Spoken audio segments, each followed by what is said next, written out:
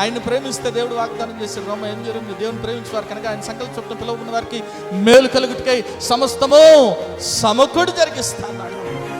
Oh Lord, I am your daughter, I am your son, I am giving the praise to you so that I can glorify you. You be with me, you help me out, because God has already promised that He will help you out.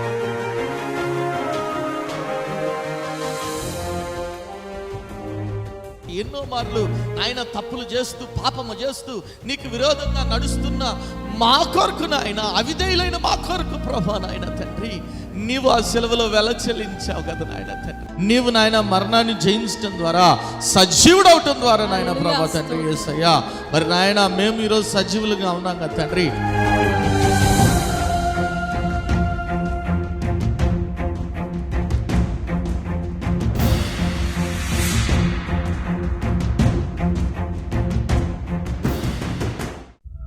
కుటుంబంలో నెమ్మది లేని స్థితిలోనున్నావా? అప్పుల ఊబిలో కూరుకుపోయిన స్థితిలోనున్నావా? ఏ పని చేసినా విఫలమైపోతున్నావా? జీవితం లేని స్థితిలోనున్నావా? అనారోగ్యంతో అల్లాడిపోతున్నావా? తాగుడు, జూదం అనే రకరకాల సాతాను బంధకాల్లో కుటుంబ సభ్యులు ఉన్నారా? కుటుంబంలో రక్షణ లేని స్థితిలోనున్నారా? అయితే మీ సమస్యల నిమిత్తమై ప్రార్థన చేయటానికి మేము సిద్ధంగా ఉన్నాం. మీ ప్రార్థన అవసరత ఏదైనా సరే మాకు తెలియజేయగలరు. El Shaddai Prayer Tower, 306 3rd floor, Eden Square, above Spar Hypermarket, beside Apollo Hospital, Secunderabad. మా ఫోన్ నంబర్ 8885013886. దేవుడు మీ ప్రతి అవసరతను క్రీస్తు యేసు మహదైశ్వర్యంలో తీర్చునుగాక. నా సాక్ష్యం ఏంటంటే, నాకిద్దరు బ్రదర్స్ ఉన్నారు. నా చిన్న తమ్ముడు కువైట్కి వెళ్ళాలని ఎప్పటి నుంచో అనుకుంటున్నాడు. అయితే ఈ మధ్యకాలంలోనే 1 month బ్యాక్ వాళ్ళ బామర్ది ద్వారా వీసా రావడం జరిగిందనమాట. సరే, నువ్వు మెడికల్కి వెళ్ళేటప్పుడు నాకు చెప్పరా, నేను అన్నతో కాల్ చేపిస్తాను, ప్రేయర్ చేపిస్తాను అని చెప్పాను. అయితే ఆయన ఏం చేశాడంటే నాకు చెప్పకుండానే చెన్నై వెళ్ళిపోయాడు. నెక్స్ట్ డేనే ఇంకా సండే చర్చ్లో ఉండగానే కాల్ చేశాడు. ఏంటి ఇంత ఎప్పుడు చేయడనమాట, చర్చ్లో ఉంటారు కదా అని చెయ్యడు. ఫోన్ మీద ఫోన్ చేస్తూ ఉన్నాడు. ఎందుకు చేస్తున్నాడు అని ఇంకా నేను చర్చ్ అయిన వెంటనే బయటికి వెళ్ళి కాల్ చేస్తే ఇంకొకటే ఏడుస్తున్నాడు. ఏమైందిరా అంటే, మెడికల్లో ఫెయిల్ అయిపోయినాక అన్నాడు. అందరూ వెళ్ళిపోయారు ఆ టైంలో. నాకు కూడా చాలా బాధ అనిపించింది. సరే, బాధపడకలే అని తీసుకొచ్చి అన్నతో మాట్లాడిపించాను అనమాట. మాట్లాడిపిస్తే అన్న చాలా ధైర్యపరిచారు. ఎందుకు ఏడుస్తున్నారు బ్రదర్, ఏమీ కాదు, మీరు వెళ్ళిన మార్గం తప్పు, దేవుడు వేరే మార్గం తెరుస్తాడు మీకు, మీరు భయపడొద్దు, మీరు హైదరాబాద్కి పెట్టుకోండి, అప్లై చేసుకోండి అనేసి చెప్పారన్న. అయితే ఈ మధ్య మరి తర్వాత 1 month గ్యాప్ వచ్చిందనమాట. 1 month వరకు మళ్ళీ పెట్టుకోవడానికి ఉండదన్నమాట. అయితే వాళ్ళు ఏమన్నారంటే మరలా రమ్మని చెప్పారంట. వాళ్ళు ఏంటంటే స్టాంప్ వేసేస్తారంట. ఏదైనా మెడికల్ ఫెయిల్ అయిపోతే ఆ స్టాంప్ వేస్తే ఇంకా ఆ వీసా ఫెయిల్ అయిపోతుంది. అయితే దేవుని మహాకృప, వాళ్ళు స్టాంప్ వేయలేదు కాబట్టి మళ్ళీ ఇంకొకసారి దేవుడు అవకాశం ఇచ్చాడు. అలానే మరి మధ్యలో చాలా ఇబ్బంది పడ్డాడు, చాలా డిప్రెషన్లోకి వెళ్ళిపోయాడు. అండ్ దేవుడు ఏం చేయడు అని ఒక ఆలోచనలోకి వెళ్ళిపోయాడు. ఎందుకంటే మా ఊరి పరిస్థితిని బట్టి దేవుడు అంటే కేవలం ప్రార్థన చేయడం వరకే తప్ప దేవుని మీద పూర్తిగా ఆనుకోవడం అనేది అక్కడ లేదు. అటువంటి సంఘంలో ఉన్న వాళ్ళు మరి అంతే ఉంటారు కాబట్టి నేను చాలా బలపరిచాను, మరి అన్న కూడా చాలా బలపరిచారు. నేనైతే నమ్మాను. ఎందుకంటే 6 months 7 months బ్యాక్ అనుకుంటా ఇక్కడికి వచ్చినప్పుడు, అన్న ఇలా వెళ్దాం అనుకుంటున్నానంటే, మీరు ఖచ్చితంగా వెళ్తారు బ్రదర్ అని అన్న చెప్పారు. నేను నమ్మాను. వాడు నమ్మడో లేదో నాకు తెలియదు, కానీ నేను అనుకున్నా మరి అన్న చేత దేవుడు ప్రవచించారు కాబట్టి ఇది ఖచ్చితంగా జరుగుతుంది అని నేను నమ్మాను. మొన్న లాస్ట్ వీక్లో మండేనో ట్యూస్డేనో వచ్చి మరి మెడికల్కి వెళ్ళినప్పుడు దేవుని మహాకృపను బట్టి మరి మెడికల్లో ఫిట్ అయ్యాడు. గట్టిగా సపలు కూడా దేవుడు మామూలు విషయం కాదు, చాలా గొప్ప కార్యం అనమాట. అసలు ఆ కంట్రీకి వెళ్ళడానికి ఆయనకి ఎటువంటి ఆస్కారం లేని పరిస్థితిలో దేవుడు ద్వారాన్ని తెరిచాడు. అయితే వెళ్ళకపోవడం అనేది తర్వాత విషయం. విశ్వాసంలో బలపడ్డాడు.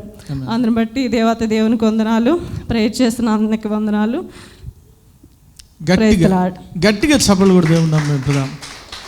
వాళ్ళ చిన్న తమ్ముడు సురేష్ మరి కువైట్కి పెట్టుకున్నాడు. వీసా గ్రాంట్ అయింది కానీ మెడికలీ అన్ఫిట్ అని వచ్చింది. చెన్నైలో అప్లై చేశాడు. నేను చెప్పాను, బ్రదర్ మీరు వెళ్ళాలనుకుంటున్నారు, ఖచ్చితంగా వెళ్తారు, కానీ మీరు వెళ్తున్న మార్గం తప్పు. హైదరాబాద్కి అప్లై చేయండి, ఖచ్చితంగా వీసా వస్తుందని చెప్పడం జరిగింది.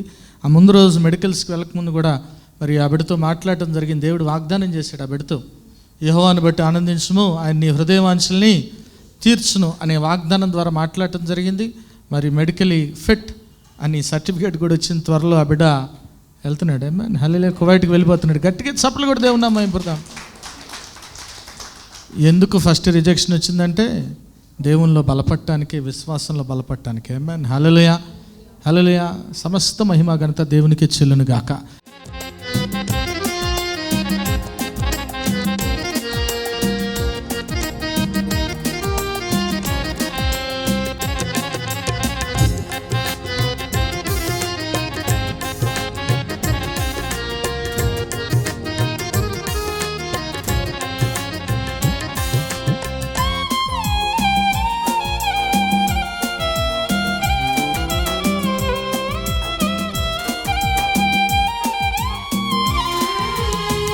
తొప్పినేటి వాగుల కొరకై ఆశించునట్లు నా ప్రాణమెంత నీకై.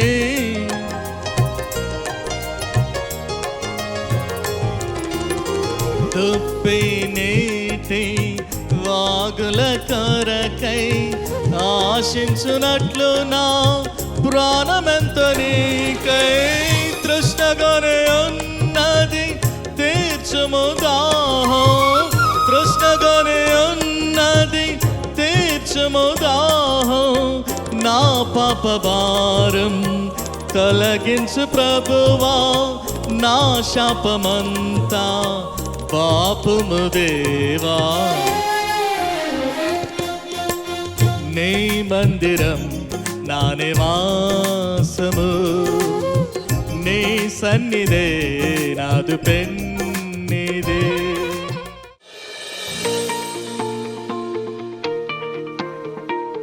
దేవుని యొక్క గుణగణాలు, క్యారెక్టరిస్టిక్స్ ఆఫ్ గాడ్ మరి మీలో చెప్పంటే అనేక ఉన్నాయి. ఏమేం చెబుతారు? ఆయన ప్రేమమయుడు, ఆయన కరుణామయుడు, ఆయన కృపామయుడు, ఆయన దయామయుడు, ఆయన సమాధానకర్త, అవి అధిపతిగా ఉన్నాడు. ఇట్లా రకరకాల మరి గుణగణాల గురించి మనం చూస్తాం. కానీ ఈరోజు మరి దేవుని యొక్క ఒక గుణాన్ని గురించి నేను మీతో పంచుకోవాలనుకుంటాను. ఏమిటి ఆ గుణం అని మీరు చూసినట్లయితే ద్వితీయోపదేశకాండము 4వ అధ్యాయము 24వ వచనం చదవండి. ద్వితీయోపదేశకాండం 4:24, అదే రీతిగా 6:15 కూడా చదవండి.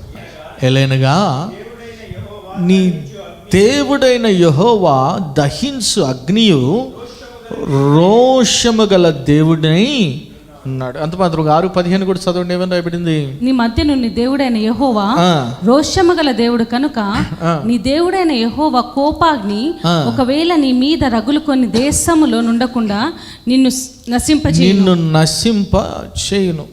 ఎటువంటి దేవుణ్ణి మనం కలిగినామంటే ఆయన ప్రేమమయుడే కాదు, ఆయన కృపామయుడే కాదు, కరుణామయుడే కాదు, దయామయుడే కాదు, మరి సమాధానాన్ని అనుగ్రహించే దేవుడే కాదు, సమృద్ధినిచ్చే దేవుడే కాదు, సంతోషాన్ని ఇచ్చే దేవుడే కాదు, కానీ ఆయన రోషము కలిగిన దేవుడే. హల్లెలూయా. హిస్ ఎ జెలస్ గాడ్. ఆయన మన దేవుడు రోషము కలిగిన దేవుడు. నమ్మిన వారు ఒకసారి దేవుని స్తుతులు చెప్దాం. హల్లెలూయా, హల్లెలూయా. సాధారణంగా మనకు రోషం ఎప్పుడు పుడుతుంది? ఎప్పుడు లేదంటే ఎప్పుడు మనం జెలస్ ఫీల్ అవుతాం? భార్య భర్తలు ఉన్నారు, భార్య మరి భర్తను చూసి ఎప్పుడు జెలసీ ఫీల్ అవుతుంది? ఎప్పుడు ఫీల్ అవుతుంది? పక్కన వాళ్ళు ఆయన పొగుడుతూ, అంటే పక్కన వాళ్ళు అంటే ఇంకొక స్త్రీ ఆయన చూసి లేదంటే ఆయన కావాలనుకున్నప్పుడు చాలా ఏమొస్తుంది? ఏమో రోషం వస్తుంది. అంటే మన అనుకున్న వాళ్ళు ఎప్పుడైతే మనకు కాకుండా వెళ్తారో లేదంటే మనకు దూరం అవుతుంటారో మనకి ఎక్కడో తెలియని రోషం వస్తుంది. ఏమైనా హల్లెలూయా. మన దేవుడు కూడా అటువంటి దేవుడే. ఏమైనా హల్లెలూయా. ఆయన ఎప్పుడు కూడా మనల్ని నా ప్రజలు అనుకున్నాడు, నా బిడ్డలు అనుకున్నాడు.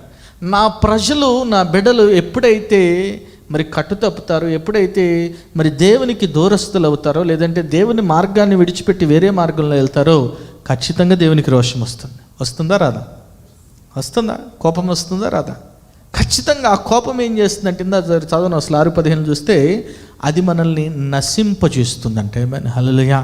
ఈరోజు మనము దేవునికి కోపం పుట్టించే వారంగా ఉన్నామేమో పరీక్షించుకోవాలి, పరిశీలించుకోవాలి. ఎందుకంటే ఆయన రోషము కలిగిన దేవుడిగా ఉన్నాడు, గుర్తుపెట్టుకోవాలి.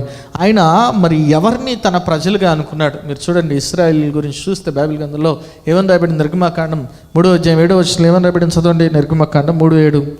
యెహోవా ఇట్లా నేను ఐగుప్తులో ఉన్న నా ప్రజల బాధ. ఏమంటున్నాడండి? ఎవరి ప్రజల బాధ అంట? నా ప్రజలు, నా బిడ్డలు, ఇశ్రాయేలీల్ని కాదు, ఆయన మనల్ని కూడా. ఎందరైతే ఆయన అంగీకరిస్తారో వారు దేవుని కుమారులు, కుమార్తెలుగా ఉన్నారు. We are all people of God. దేవుని ప్రజలుగా ఉన్న బిడ్డలు ఎప్పుడైతే దేవునికి విరోధంగా నడుచుకుంటారో, లేదంటే దేవునికి దూరస్తులుగా జీవిస్తారో, దేవునికి చాలా కోపం వస్తుంది. ఎందుకంటే ఆయన మన పట్ల అధికాసక్తి కలిగి ఉన్నాడంట. Amen. He takes care of us. ఆయన మనల గురించి మనకంటే ఎక్కువగా మన జాగ్రత్త దేవుడు చూసుకుంటాడు. ఆమేన్. కొన్నిసార్లు నువ్వు చూడకుండా రోడ్డు దాటుతుంటావు, తెలియకుండా, జాగ్రత్త లేకుండా అజాగ్రత్తగా రోడ్డు దాటుతుంటావు. అయితే మనల్ని జాగ్రత్త పరిచే దేవుడు. ఆమేన్. హల్లెలూయా. ఆ టైంలో ఏ వాహనం వచ్చి నిన్ను గుద్దకుండా కాపాడేది ఎవరు? మన దేవుడు.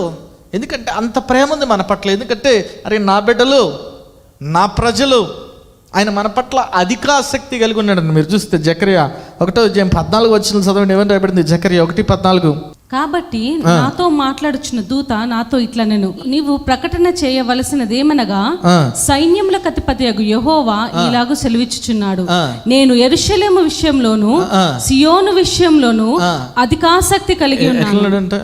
సియోను విషయంలో, యెరూషలేము విషయంలో, ఇశ్రాయేలు ప్రజాంగం విషయంలో, ప్రజల విషయంలో దేవుడు అధికాసక్తి కలిగి ఉన్నాడు. మనమంటే చాలా కేరింగ్ దేవునికి. ఏమైనా హల్లెలూయా. నిన్ను గురించి నువ్వు పట్టించుకోకపోయినా దేవుడు నీ గురించి పట్టించుకుంటాడు. ఏమైనా హల్లెలూయా. నీ భర్త నిన్ను పట్టించుకోకపోయినా దేవుడు నిన్ను గురించి పట్టించుకుంటాడు. నీ భార్య నిన్ను పట్టించుకోకపోయినా దేవుడు నిన్ను గురించి పట్టించుకుంటాడు. నీ తల్లిదండ్రులు నిన్ను పట్టించుకోకపోయినా దేవుడు నిన్ను గురించి పట్టించుకుంటాడు. నీ పిల్లలు నిన్ను పట్టించుకోకపోయినా దేవుడు నిన్ను గురించి పట్టించుకుంటాడు. ఎందుకంటే దేవుడు ఏమనుకుంటాడు? మనల్ని నా బిడ్డలు, నా ప్రజలు. అటువంటి మన కొరకు దేవుడు ఏదైనా చేస్తాడు. మనల్ని ఎవరైనా మాట అంటే, మనకు వ్యతిరేకంగా ఎవరైనా ఏదైనా అంటే దేవుడు ఊరుకోడు, ఆయన ఊరుకోలేడు. అందుకే బైబిల్ గ్రంథంలో రాయబడింది కదా, నీకు విరోధంగా రూపొందించబడిన ఆయుధం కూడా వర్ధిల్లదు. చాలాసార్లు ఈ లోకంలో చాలామంది మనల్ని అవమానిస్తూ ఉంటారు, అనరాని మాటలు అంటుంటారు. అరే ఎవరు పట్టించుకోవట్లేదు. దేవుడు మన అవమానాన్ని రెట్టింపు ఘనతగా మారుస్తాడు. ఆమేన్. హల్లెలూయా. ఎందుకంటే ఆయన రోషము కలిగిన దేవుడు. ఆయన మనల్ని ఎంతగానో ప్రేమిస్తున్నాడు. ఆమేన్. హల్లెలూయా.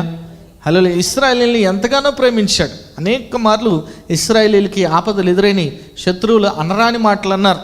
మీరు చూస్తే బైబిల్ గ్రంథంలో ఒక సందర్భంలో మీరు చూసినట్లయితే యెషయా గ్రంథం 36:17 చదవండి. ఏమని రాయబడింది? అటు పిమ్మట మీరు చావక బ్రతుకున్నట్లుగా నేను వచ్చి మీ దేశము వంటి దేశమునకు, అనగా గోధుమలను ద్రాక్షరసమును గల దేశమునకు, ఆహారంను ద్రాక్ష చెట్లను గల దేశమునకు మిమ్మను తీసుకొని పోవుదును. యెహోవా మిమ్మను విడిపించునని చెప్పి హిజ్కియా మిమ్మను మోసపుచ్చుచున్నాడు. హిజ్కియా మిమ్మల్ని మోసపుచ్చున్నాడు. ఆయా జనముల దేవతలలో ఏదైనాను తన దేశమును అష్షూరు రాజు చేతిలో నుండి విడిపించిన హమాతు దేవతలు ఏమాయను? చూడండి, మీరు అక్కడ చూసినట్లయితే రబ్షాకే అనే వ్యక్తి మరి వాళ్ళతో చెప్తుండయా, హిజ్కియా మీ దేవుడు కాపాడుతాడని మోసం చేస్తున్నాడు మిమ్మల్ని, ఆయన ఏమీ చేయలేడు. భయంకరంగా ఒక సందర్భంలో చూస్తే, వేరే చోట చూస్తే, మిమ్మల్ని మేము ఎప్పుడు క్షమిస్తా అంటే మీ మలం మీరు తింటే నేను క్షమిస్తా అన్నాడు. అంత భయంకరమైన మాటలు మాట్లాడాడు. ప్రజల గురించి చాలా తక్కువ చేసి మాట్లాడాడు రబ్షాకే అనే వ్యక్తి. చూడండి, ప్రజల్ని ఉద్దేశించి మాట్లాడాడు రబ్షాకే. అయితే దేవుడు ఏమంటున్నాడు? మీరు అక్కడే చూస్తే 37:22 చూడండి. ఏమని రాయబడింది? 37:22. అతని గూర్చి యెహోవా సెలవిచ్చిన మాట ఏదనగా, సియోను కుమారి అయిన కన్యక నిన్ను దూషణ చేయుచున్నది, ఆమె నిన్ను అపహాస్యము చేయుచున్నది. యెరూషలేము కుమారి నిన్ను చూచి తల ఊచుచున్నది. నీవు ఎవరిని తిరస్కరించితివి, ఎవరిని దూషించితివి, నీవు గర్వించి ఎవరిని భయపెట్టితివి, ఇశ్రాయేలుల పరిశుద్ధ దేవుణ్ణే కదా. ఏమంటున్నాడండి? యెషయా ప్రవక్త ద్వారా మీరు అక్కడ చూస్తే దేవుడు ఏమని మాట్లాడుతున్నాడంటే, ఎవరిని దూషించాడు రబ్షాకే? ఎవరిని దూషించాడు? ఇశ్రాయేలు ప్రజలను దూషించాడు. అయితే దేవుడు ఏం చేస్తున్నాడు? పర్సనల్గా తీసుకుంటున్నాడు. వాళ్ళని కాదు దూషించింది, నన్ను దూషిస్తున్నారు. ఎవరు దూషిస్తున్నారు అంటున్నాడు? ఇశ్రాయేలీల పరిశుద్ధ దేవుణ్ణే కదా అంటున్నాడు. ఏమైనా ఒకసారి గట్టి దేవుని స్తుతులు చెప్దాం. హల్లెలూయా. ఈరోజు నీ శత్రువులు నిన్నేమన్నంటే ఎవరిని అన్నట్టు? నిన్న దేవుణ్ణే, దేవుణ్ణి అన్నట్టు గుర్తుపెట్టుకోవాలి. ఏమైనా హల్లెలూయా. దేవుడు మనకు అంతటి ఆధిక్యత ఇచ్చాడు. ఏమైనా నమ్మినవారు ఒకసారి దేవుని స్తుతులు చెప్దాం. హల్లెలూయా. అంతగా మన గురించి పట్టించుకుంటాడు దేవుడు. ఎందుకంటే ఆయన రోషము కలిగిన దేవుడు. నేను ఎవరైనా ఒక మాట అంటే ఆయన తట్టుకోలేడు, సహించలేడు. అంతేనా కాదు? ఏమైనా హల్లెలూయా. పాస్టర్ గారు కూడా అంటే నా గురించి ఎవరిని అంటే అసలు తట్టుకోలేదు. నేనంటే అరే వాళ్ళు చిన్నప్పటి నుండి నాకు తెలుసు అన్నీ ఏమైంది, అది మామూలే, మేము సరదాగా అంటానికి వీల్లేదంట. ఊరి అమ్మ మాకు చిన్నప్పటి నుంచి అది అలవాటే, సరదాగా మేము అనుకుంటామంటే అయినా కానీ నా ముందర నిన్ను అంటానికి వీల్లేదని. ఊరు బాబా, ఇదే ఎక్కడ లెక్క. దేవుడు కూడా అంతే. దేవునికి మన గురించి ఎవరైనా ఏమన్నా అంటే ఆయన పర్సనల్గా తీసుకుంటాడు. హల్లెలూయా. మిమ్మల్ని కాదు అబ్బాయి, నన్ను అంటున్నాడు, నన్ను నా గురించి మాట్లాడుతున్నారు. చూడండి ఎంత పర్సనల్ తీసుకున్నాడంటే, ఎవరైతే రాజు వచ్చాడో అతని పరిస్థితి ఏమైందంట మీరు అక్కడే చూస్తే 38వ వచనం ఏమని రాయబడింది, చదవండి.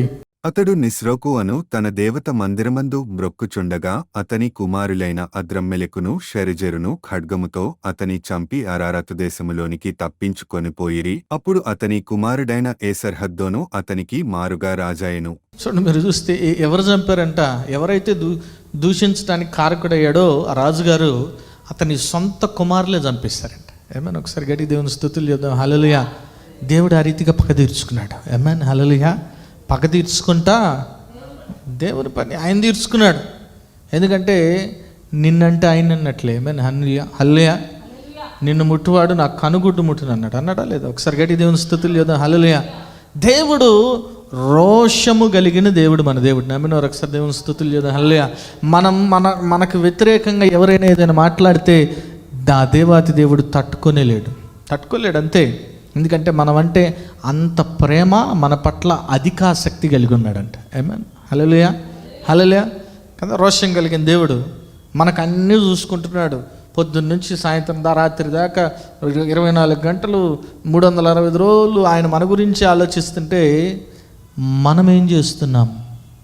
మనం దేవుని దుఃఖపరుస్తున్నామా? మనం దేవుని ఆయాసపరుస్తున్నామా? దేవునికి విరోధంగా నడుచుకుంటున్నామా? దేవునికి విరోధంగా మనం నడుచుకోవటం ద్వారా దేవునికి కోపం పుట్టిస్తున్నామేమో పరీక్షించుకోవాలి. దేవునికి కోపం పుట్టిస్తే ఆయన ఎటువంటి దేవుడు?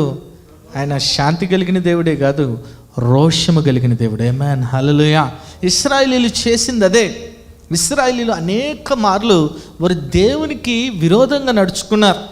దేవుడు వారిని ప్రేమించి, అయ్యో నా బిడ్డలు కష్టాలు పడుతున్నారే, బాధలు పడుతున్నారే, ఇబ్బందులు పడుతున్నారే, శ్రమలు పడుతున్నారే, వెట్టిచాకిరీ చేస్తున్నారే అని వారిని ఐగుప్తు దేశం నుంచి వాగ్దాత దేశము, పాలు తేనెలు ప్రవహించే దేశంలోనికి తీసుకురావాలని ఆలోచన చేసి మోషే యొక్క సారథ్యంలో మోషేని పంపించడే, వెళ్ళు, నేను నీ ద్వారా అయ్యా నా మాట ఎనరయ్యాళ్ళు, వాళ్ళు మూర్ఖ జనాంగం, నా మాట నీ మాట కాదు నేను పలికిస్తా, నేనుంటా నీకు తోడుగా, మాట్లాడాడు. ఫరో ఒప్పుకోలేదు. చివరికి మరి అన్ని తెగుళ్ళు అయిపోయాక పంపించేశాడు. మరి ఎర్ర సముద్రాన్ని 2 పాయలుగా చీల్చి ఆరిన నేల మీద నడిపించాడు దేవుడు. ఎంత రుణపడి ఉండాలి దేవునికి.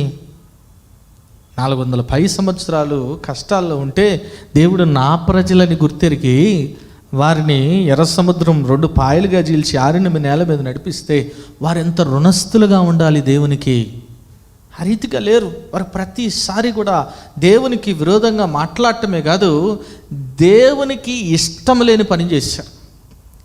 సనగటం గొనగటం కంటే ఎక్కువ దేవునికి ఇష్టం లేని పని ఏంటి అది? విగ్రహారాధన చేశారు. విగ్రహారాధన.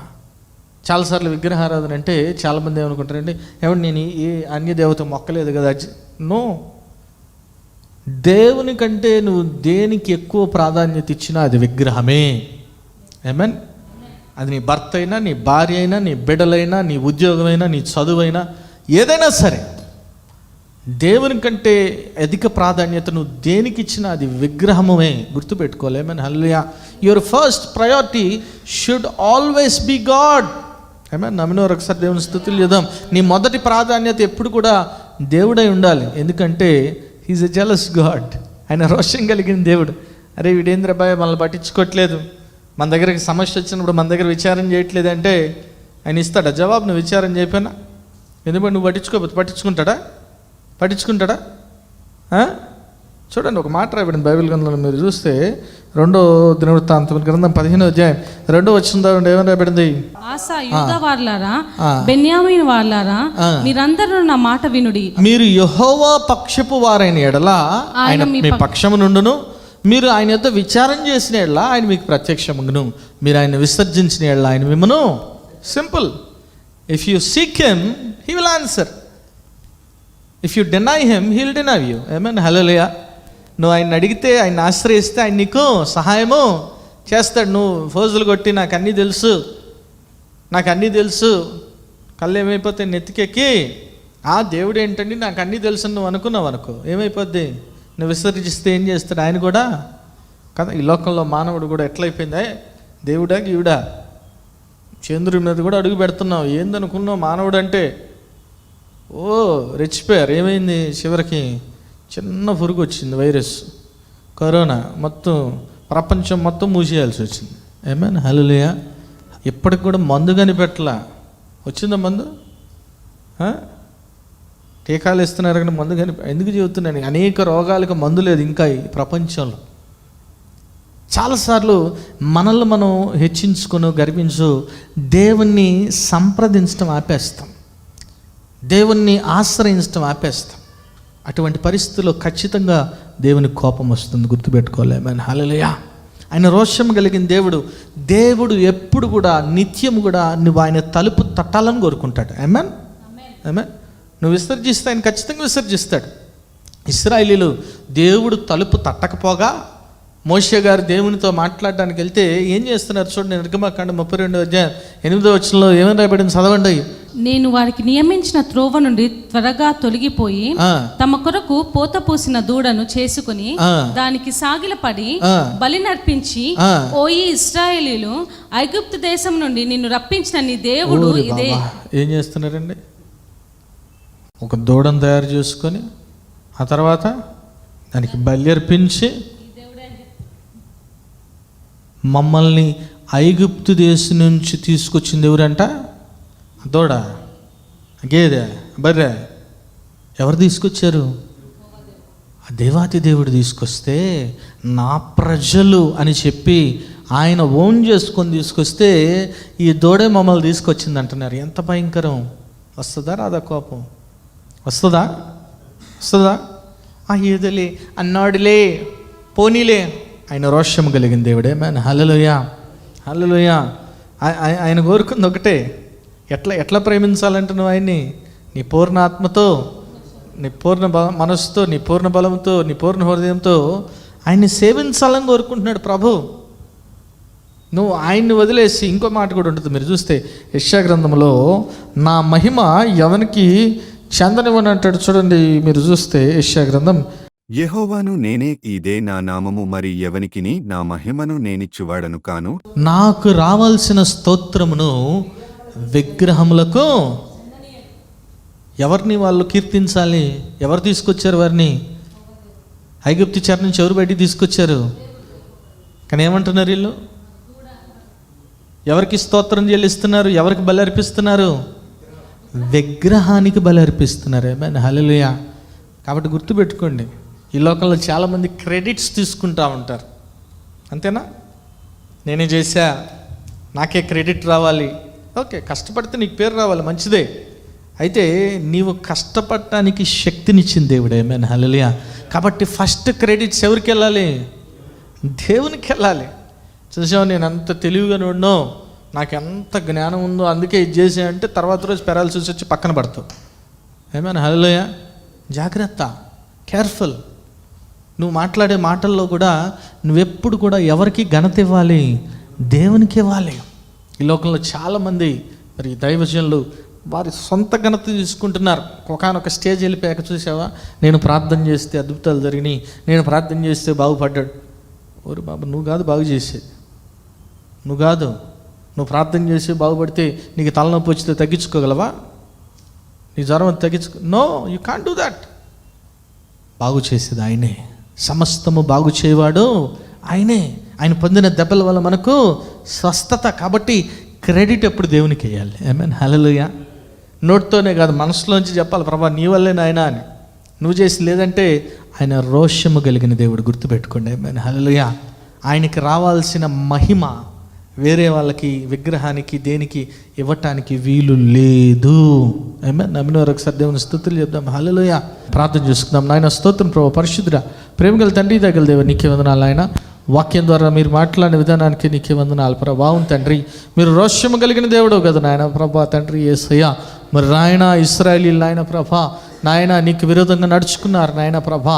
విగ్రహాలని తయారు చేసుకుని నాయన నీకు రావాల్సిన మహిమను నాయన విగ్రహాలకు ఇచ్చి నాయన ప్రభా శిక్షక పాత్రలయ్యారు కదా నాయన ప్రభా. మేము ఆ రీతిగా ఉండటానికి వీల్లేదు నాయన ప్రభా. నీ మహిమను నాయన దొంగిలించడానికి వీల్లేదు నాయన. నిత్యము నాయన ప్రభా నీకు స్తోత్రములు చెల్లించే వారంగా, నేను మహింపరిచే వారంగా ఉండే కృపను నాయన దయచేయమని అడుగుతున్నాం ప్రభా. అవును తండ్రి, మీరు నాయన మా పట్ల ఎంతో ప్రేమను కుమ్మరిస్తున్నారు నాయన ప్రభా. తల్లి మరచును నేను నిన్ను మరోజాలన్నారు, నిన్ను విడువను ఎడబాయనన్నారు. చూడు నా చేతిలో నాయన, నా అరచేతులు నేను చెక్కుని ఉన్నాన్నారు కదా నాయన ప్రభా. ఎంత గొప్ప దేవుడు నాయన ప్రభా. మేము కూడా ఆ రీతిగా నాయన నిన్ను ప్రేమించే కృపను నాయన మాకు దయచేయమని అడుగుతున్నాం. ఈ లోకంలో ఉన్న అన్నిటికంటే ఎక్కువగా నిన్నే ప్రేమించాలి, నిన్నే ఆరాధించాలి, నిన్నే కీర్తించాలి ప్రభా. అటు కృప దయచేయమని, ఈ వాక్యాన్ని మీరు నీరు కట్టి ఫలింపచేయమని, ప్రతి ఒక్కటి కూడా వాక్యానుసారం జీవించి ఫలించడు కమల వలె ఉండే కృప దయచేయమని, ప్రతి ఒక్కటి దీవించి ఆశ్రయించమని యేసు నామమున పెట్టి వేడుకొని ప్రార్థిస్తున్నాం తండ్రి, ఆమేన్. క్రీస్తు ఘనమైన నామంలో మీకు శుభములు. ఈ వారం బైబిల్ క్విజ్ ప్రశ్నలు యెషయా గ్రంథం నుండి. మొదటి ప్రశ్న, నీకు నిత్యమైన వెలుగెవరు? ప్రశ్న మరొకసారి, నీకు నిత్యమైన వెలుగెవరు? రెండవ ప్రశ్న, నూతనముగా స్థాపింపబడినవేవి? ప్రశ్న మరొకసారి, నూతనముగా స్థాపింపబడినవేవి? మూడవ ప్రశ్న, సూర్యకాంతి వలె కనబడుచున్నదేది? ప్రశ్న మరొకసారి, సూర్యకాంతి వలె కనబడుచున్నదేది? ఈ ప్రశ్నలకు గల సమాధానాలు స్క్రీన్పై చూపిస్తున్న నెంబర్కు పంపగలరు. గత వారం బైబిల్ క్విజ్ ప్రశ్నలకు సమాధానాలు. మొదటి ప్రశ్నకు జవాబు ఆసక్తిని, యెషయా 59:18. రెండో ప్రశ్నకు జవాబు రాజులు, యెషయా 60:30. మూడో ప్రశ్నకు జవాబు నీతిని, యెషయా 59:17. ఈ వారం బైబిల్ క్విజ్ విజేత షెర్లీ గారు ఫ్రమ్ సికింద్రాబాద్.